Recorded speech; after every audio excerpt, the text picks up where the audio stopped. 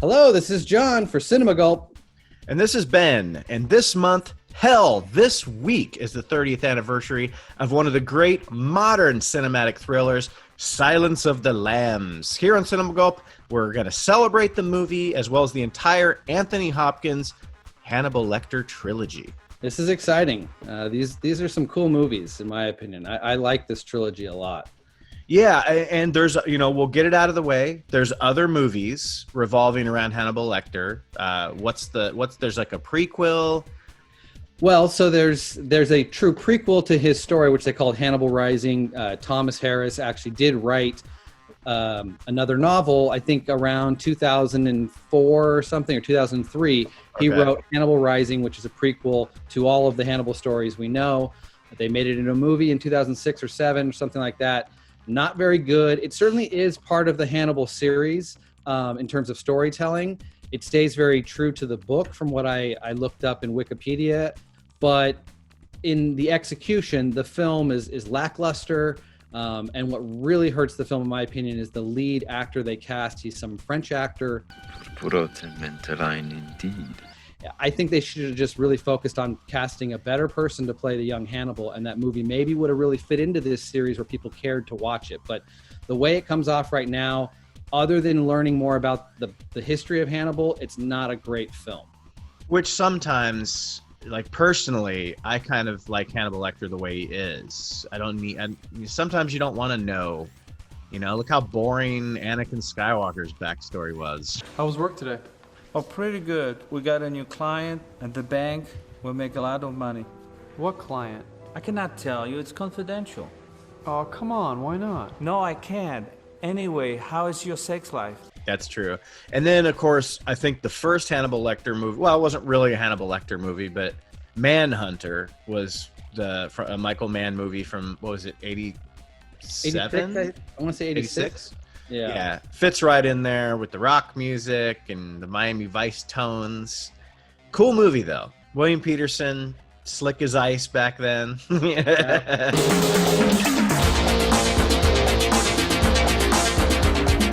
yeah, I agree with you. Manhunter is a classic 80s film. It's draped in so much 80s style. Totally. Well, let's talk about this trilogy, we're going to call it, because it all does feature a continuity, at least with a couple of actors, mainly Anthony Hopkins finishing the lead role in all three movies. So we have, Jonathan Demme, Ridley Scott, and Brett fucking Ratner. You got to think, one would think that there's an obvious, black sheep with a massive dip in quality, but surprisingly, that doesn't really happen. No, I agree with you on that. So let's move over to Red Dragon real quick. Was she a great big fat person? Holds a 68% on Rotten Tomatoes, which for a Ratner movie is pretty good. Personally, I feel it's the best cast on paper. As far as the level of talent there. Now, are they all used properly? No. I think some of them are kind of wasted. But if you just look at names alone, it's holy fuck, there's a lot of people in this movie. I agree with you. It's an exciting cast on paper. I do think that having Manhunter already existing, where you've already seen how these characters can be played by somebody else, there was a little bit of a, comparing them to performances you already have that already exist. And so that may have been tough for it to just live on its own for me personally while watching it. But there are some standouts in that cast, and then I think standouts in the Manhunter. I think each film has people who did a better job with the role they were given. I think William Peterson was a more exciting Will Graham. I think Edward Norton, who I love, was the it guy in 2002. So this was, I don't want to say it definitely, but it seems like a paycheck movie. It's oh, cool, I can sleep through this. My character just kind of searches for clues and then tells people what he found. There's not that much to him other than that. There's a couple of good moments, but as far as a Norton performance, it's down there. Oscar nominee Ed Norton. Oscar winner Anthony Hopkins. Ray Fiennes has an Oscar, right? Does he have an Oscar? I don't think he's won one, but he's been nominated. He should have one, but nominated. Harvey Keitel. 93. Oscar winner, right? Or nominated? I don't think he's won, but many nominees, yeah. Emily Watson, nominated. Nominated. Philip Seymour Hoffman, winner. Not at the time, but a winner. Yeah, and then of course Mary Louise Parker, who's just hot, and then Anthony Heald is back from Silence of the Lambs, the only other carryover actor. As far as a Brett Ratner movie, I think it's his best directed movie, but honestly, it's because I don't like a single other one of his movies, and that includes Rush Hours. I don't like those movies either.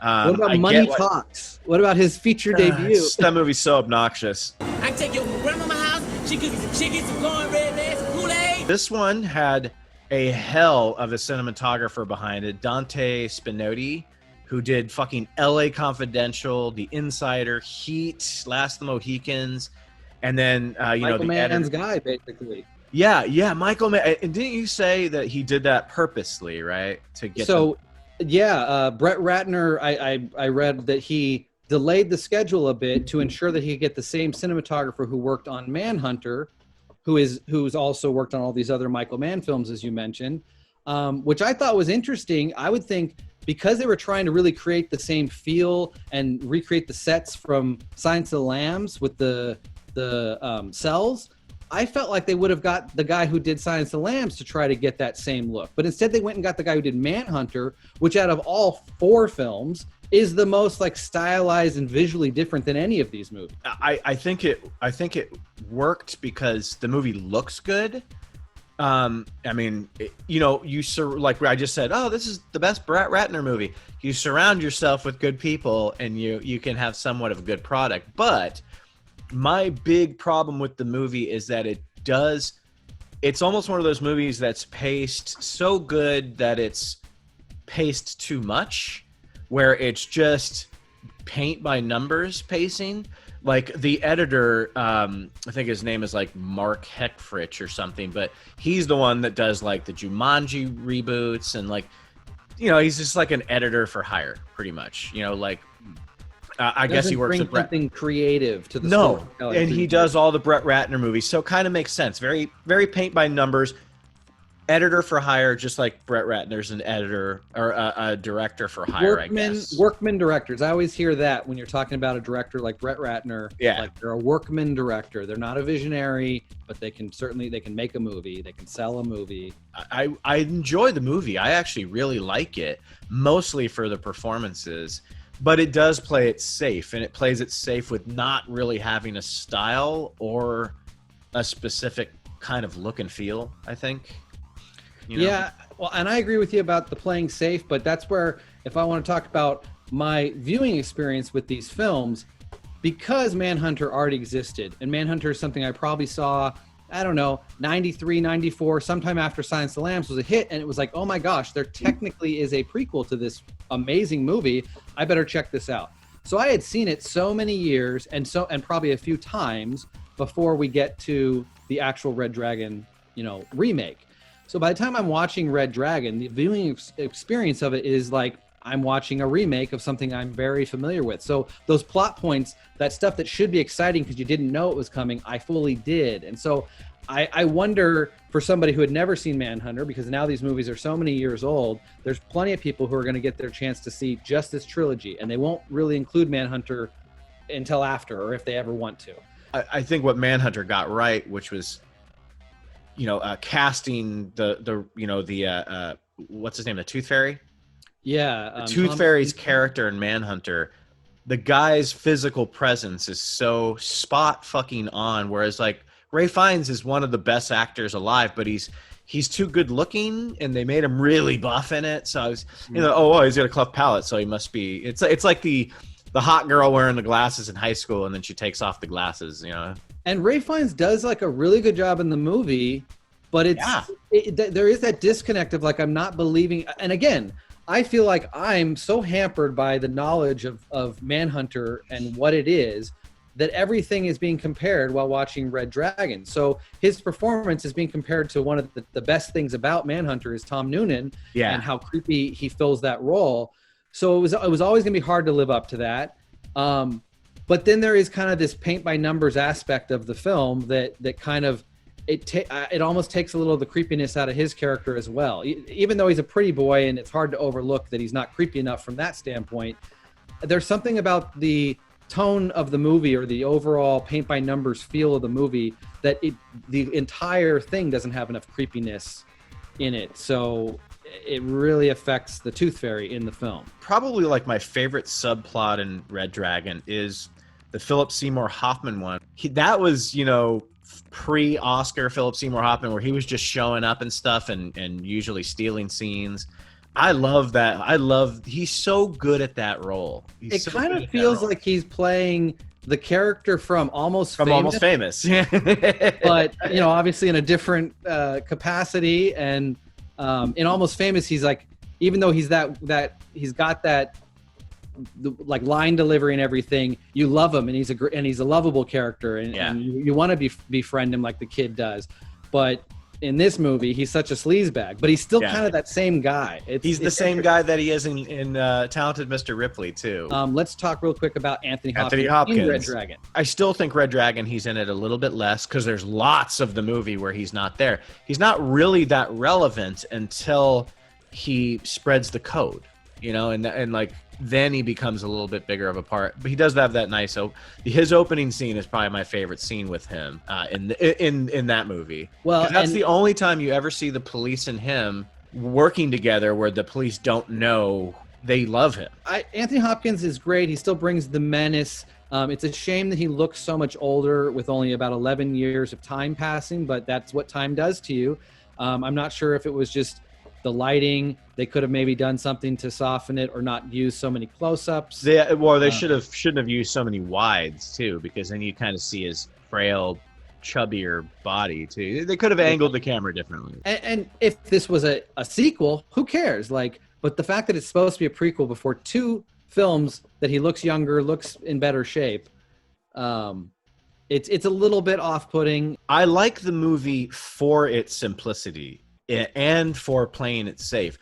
It's still it's such an engaging story with a cool villain, and like having Hannibal Lecter in it and doing the string pulling that he gets to do with the phone, I find really interesting. Oh, wait. Was she a great big fat person? So, Silence of the Lambs, the one we're really here to celebrate. 96% on Rotten Tomatoes. Doesn't surprise me at all. It's always been up there in my tops.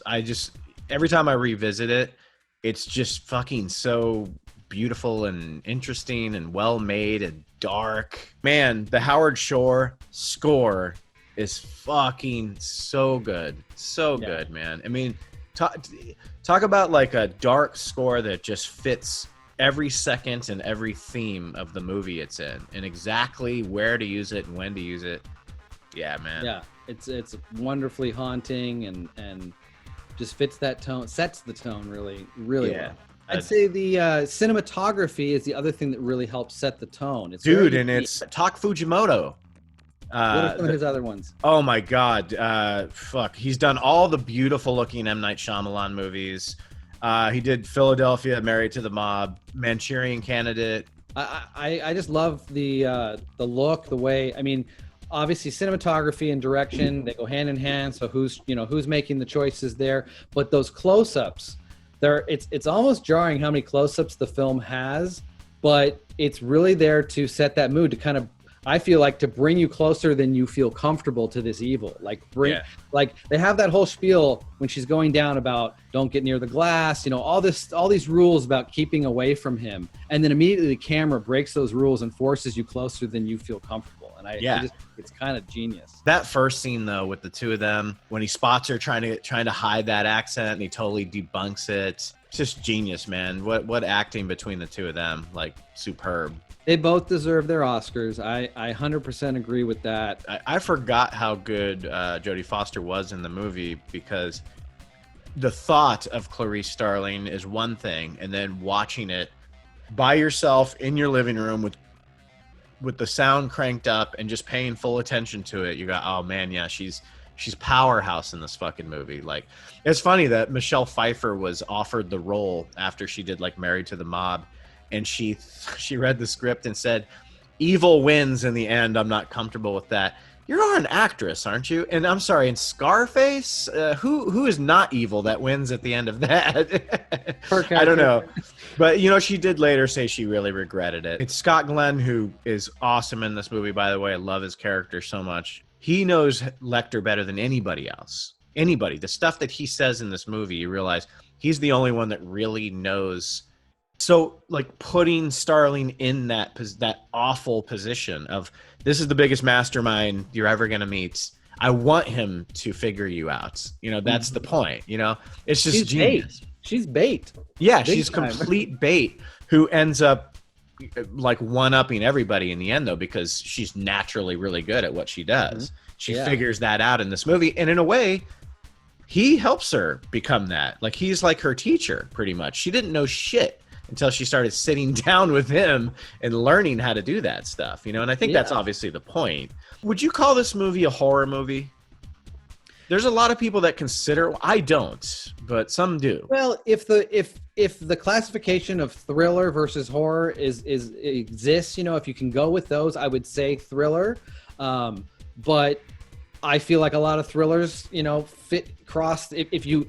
for me personally, there's drama, comedy, action, and horror, and even horror and action can cross the same line because it's basically about the excitement level while you're watching the film. Yeah. So for me, it's a horror film, but if you break it down into other subgenres, I'd probably say thriller. But to be honest, out of the three films, only Silence of the Lambs fits that description. Because Buffalo Bill is fucking scary, you know, like really, really scary. There's a lot of great actors in this movie that don't get a lot of credit. I bet a lot of people don't even know his name, but Ted Levine, man, that guy really brought it with that role.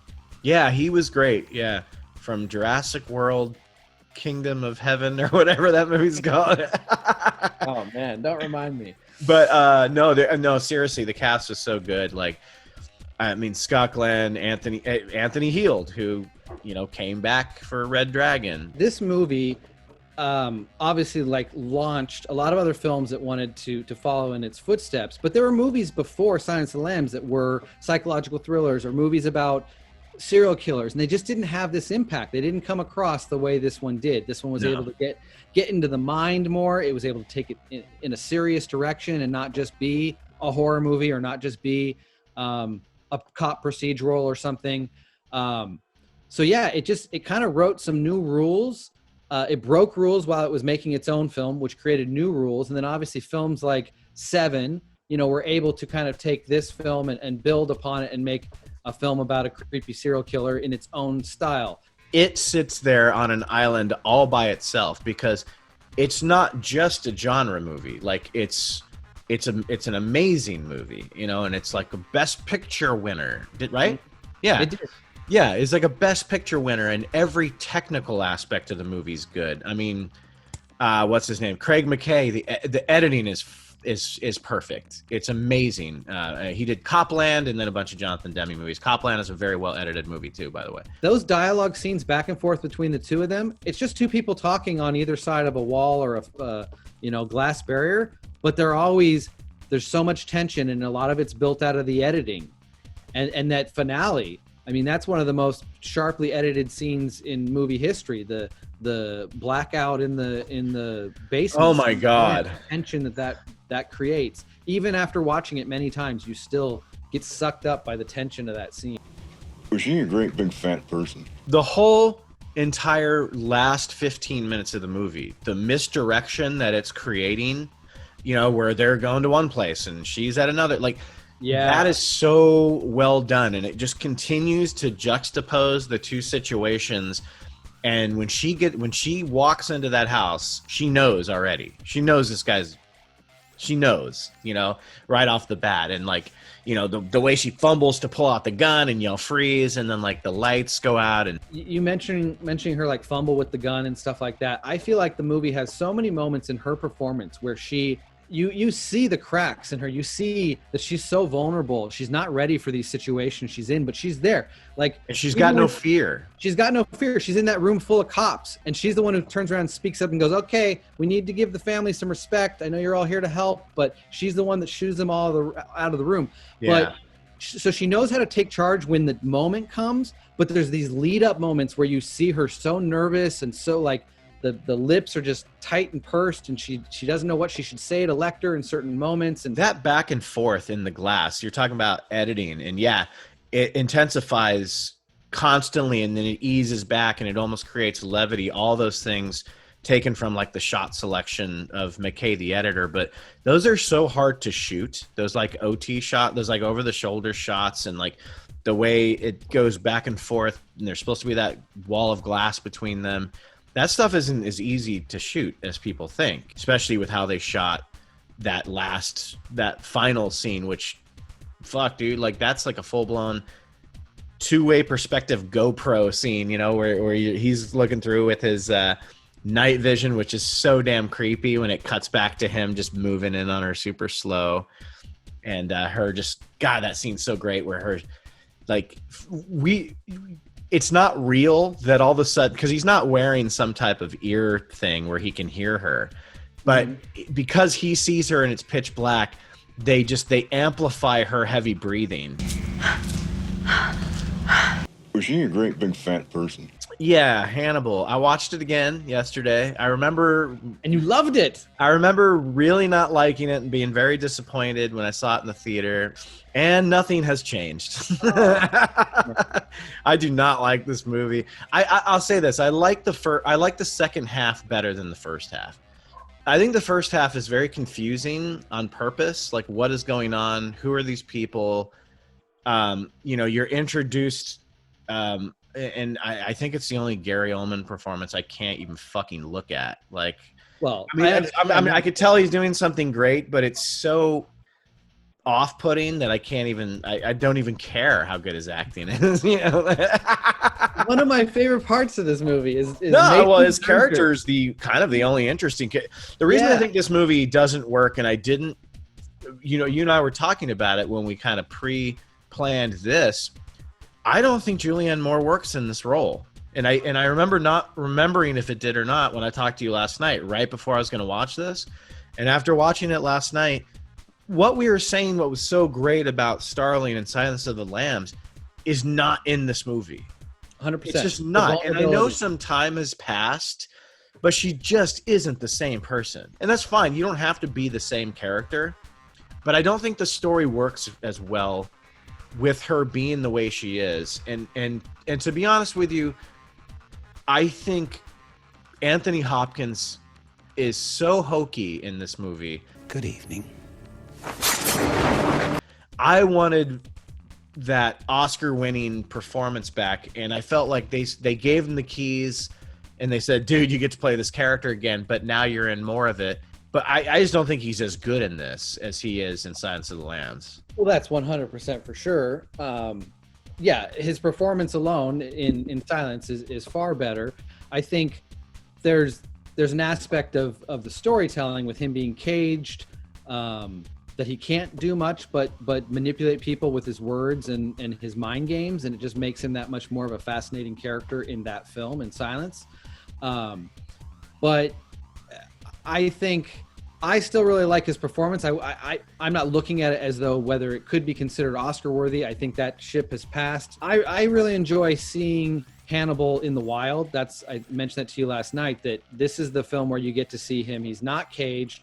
He's able to do things on his own, kind of seeing how he's able to live, how he's able to hide, what things he's doing to keep his identity unknown to the police, even when they start getting on his trail. I kind of really love all that stuff in Italy. That's part of one of the favorite parts of the film for me is that detective trying to capture him in Italy and how that all plays out. I love that stuff.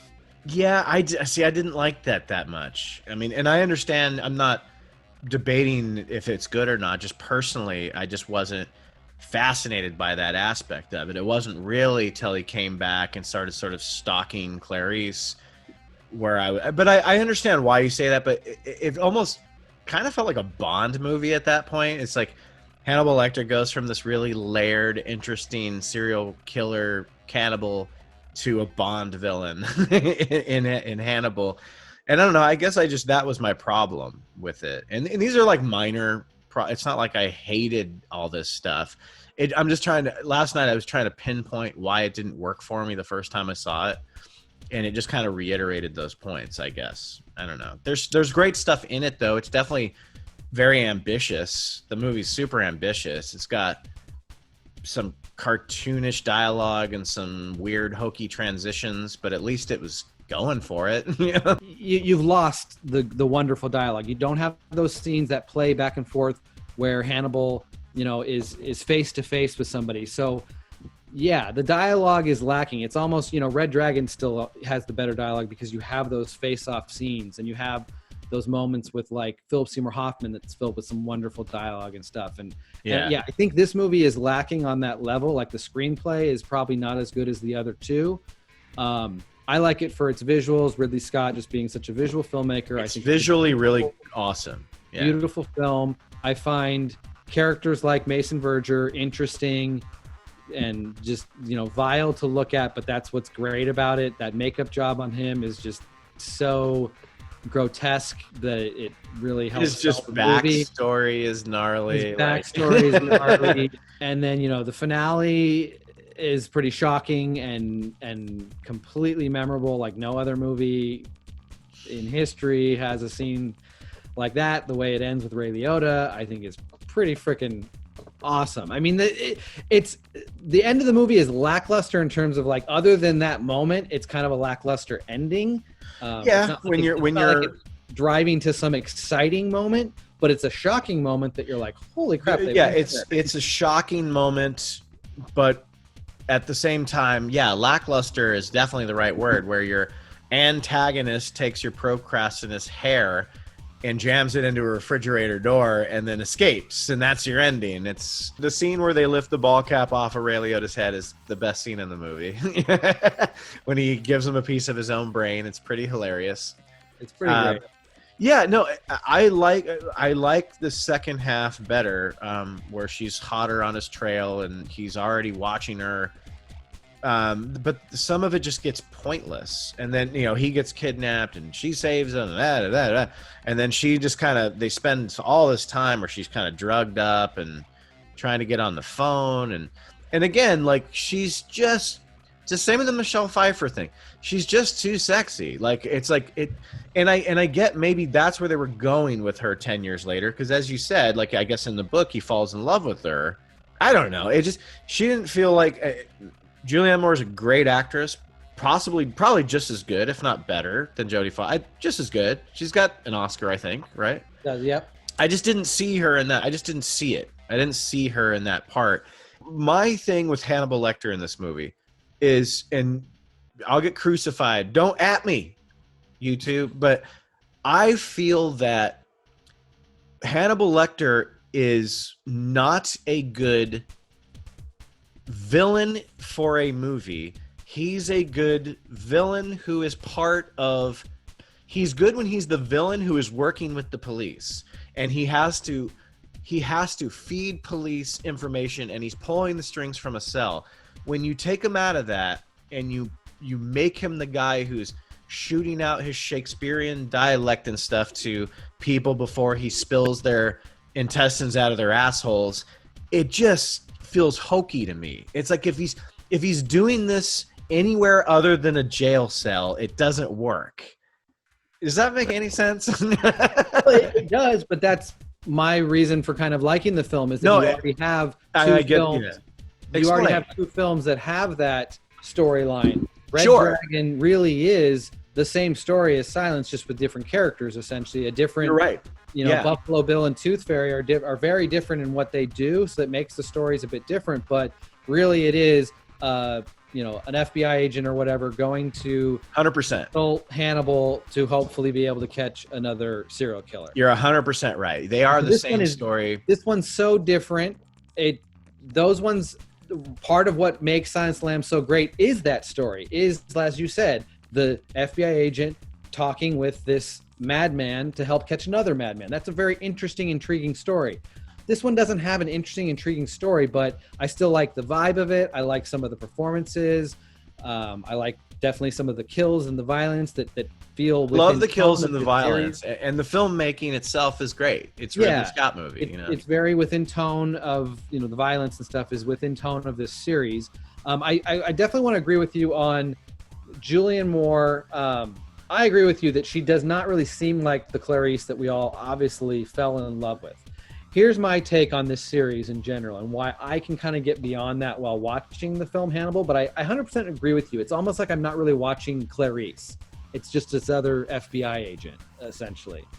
But while watching it, for me, it works because I really am so used to seeing this as a trilogy with Manhunter instead of Red Dragon. That's just kind of the way I'm used to these films for my thought process. So for me, you have 3 films that have 3 different directors. The actors do change place if you look at it from those films. Even Hannibal is changed out within that trilogy of films. The way I see it is, being a fan of Aliens, my favorite movie of all time, Alien 3 had this unachievable task of trying to live up to Alien and Aliens. It never could. It just was never going to be possible no matter what they did with that story, especially coming from me. Aliens is the best movie this planet has ever seen. So no film, I don't care, was ever going to live up to Aliens. I feel like Silence is on a pedestal similar to that no film can live up to it. So Hannibal, just when people watch it, they just can't help but hold it to the candle that is Silence of the Lambs, and it's nothing compared to that. So people have I feel like they have a bit of a dislike for it, much like Alien 3. People hate that movie. I can watch Alien 3. I can enjoy Alien 3. I can watch Hannibal. I can enjoy Hannibal. It's not on the same level. It's not even in the same ballpark, but it's part 3 of a series that has some great films in it. That's the way I look at it. I just think there's decisions in here and just story points and things that just didn't work for me. And again, like Hannibal, to me, I know you have two movies exactly the same, just with different FBI agents and different murderers. But to me, that's the only way he works personally. When you put him out in the wild, I just find him kind of hokey and irritating at some points. And I know it sucks to say because I love Anthony Hopkins and this is one of my favorite movie roles of all time. But it's I agree with you. I like it better than Red Dragon, but if I was taking it within my the trilogy that I like to see it as, with Manhunter instead of Red Dragon, it would be the weakest film. Yeah, well, I think Manhunter is the second best behind. It's the best behind Silence of the Lambs as far as one to me anyway. Yeah, me too. But I do love the cinematography of this movie. It's Matheson, who I'm sure you know well, because he did like a bunch of Ridley Scott movies. Yeah, Ridley kind of works with the same crew a lot. So Jonathan Demme, I don't really remember all of his films. I feel like this one and then like some of it, this and Philadelphia obviously are big hits for him in the mid-90s. But other than that, I feel like a lot of his stuff was like comedies, right? I can't really remember all of his other films. I think Married to the Mob was his first big theatrical release with Michelle Pfeiffer. Who else was that? Was that like Alec Baldwin or something? I've never seen it, so I've seen it, yeah. But he didn't do a whole lot because then he took a lot, like large chunks of time. And what did we say? Manchurian Candidate and what was that? Manchurian Candidate was 2000? I want to say 2004. Oh, 2004. Sorry. Yeah. Which yeah. I liked. It was weird. But he had a huge career of lots of different projects, but not many movies. Just movies kind of spaced out in many years. And I didn't see his final movie, and I don't think I'm going to. But it's kind of a shame, right? What was it called? Ricky and the Flash. In the Flash. It was not a good movie. It's just a very forgettable movie with some wonky performances by great actors. I just remember seeing the trailer, and it was like Meryl Streep, like singing folk music or something. Yeah. Or no, she was like, it looked like she was in like the Go-Go's or something. I don't know. But I did like Rachel Getting Married. That was really good movie. We mentioned that was a good very indie character-driven piece for Demi. That was good. That was really good. Good performances. Yeah, a lot of good performances in that. Yeah. So yeah, he just never. I don't think anything in his career ever went back into this kind of dark territory. It's kind of except for Manchurian Candidate, but that was a very different kind of movie. Yeah, more of a political thriller. But yeah, it's so interesting how his directorial style created something so signature and unique in the world of cinema, and a lot of people tried to emulate it for years and never really pulled off something as good. Yeah. But it doesn't feel like a style to him. Like, I do think that if you watch, I do kind of remember Philadelphia uses a lot of close-ups, very similar to this movie, where the camera's just getting almost uncomfortably close to acters. And a lot of different lights in Philadelphia. But I can't really remember, the rest of his career, if his style stays true to that across his whole. I would really have to study all his movies to find a common aesthetic, because they're very different. They're all very different types of movies. Yeah. I would, like we've said, like Silence of the Lambs, in like a Pulp Fiction way, created like an aesthetic and sort of a look and feel and a genre, sort of, Mm-hmm.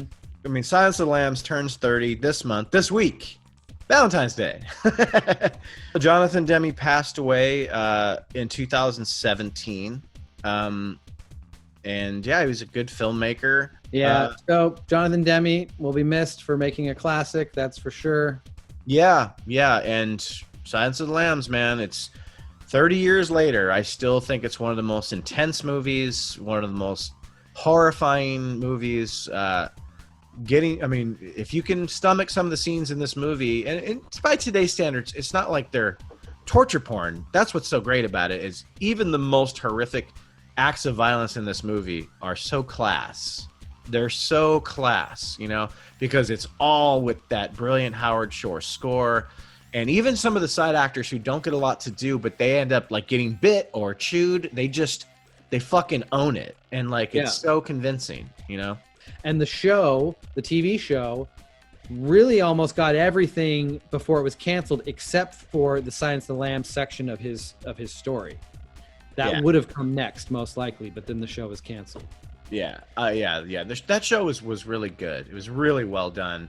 Mads Mikkelsen, he is great as that character. I really wished, even though we're here talking about how Silence of the Lambs is a movie of perfection, and I kind of would think it's sacrilege to think you could remake it in any way, I kind of wouldn't have mind seeing them say, well, the show's been canceled, but we're going to take Mads to the big screen and do a remake of Silence. I would be down for that shit, because he's that good. Fun trilogy of movies to revisit for the 30th anniversary of Silence of the Lambs, a true classic. If you haven't seen Silence of the Lambs or any of these movies, go check those out. And John, what would you think? For someone, there's going to be people that visit the channel that maybe haven't seen any of these movies. Possibly. I mean, heard of Silence of the Lambs, but maybe not even known there was a Red Dragon. What would you suggest order-wise they go in as far as these three? Forget about Manhunter or... for these three? For these three, do you think they should do it in the order? Timeline order. I would start with Red Dragon, move on to Silence, and finish with Hannibal. That way you get your Silence of the Lambs as like your Empire Strikes Back. Yeah, I think so. In the middle. Or Aliens, if you want to look at it that way. Yeah. I would do the same. And then I definitely would encourage people to check out Manhunter, because as a standalone movie, it's fucking awesome. So thank you for watching Cinema Gulp's celebration of the 30th anniversary of Silence of the Lambs. John, where can they find Cinema Gulp? You can find us on Facebook, Twitter, and Instagram. Look for us under Cinema Gulp. Don't forget to smash that bell, which is what they're all saying. Like, subscribe, comment, and share. Until next time, this is Ben. And this is John. We eat your cinema. With some fava beans and a nice Chianti.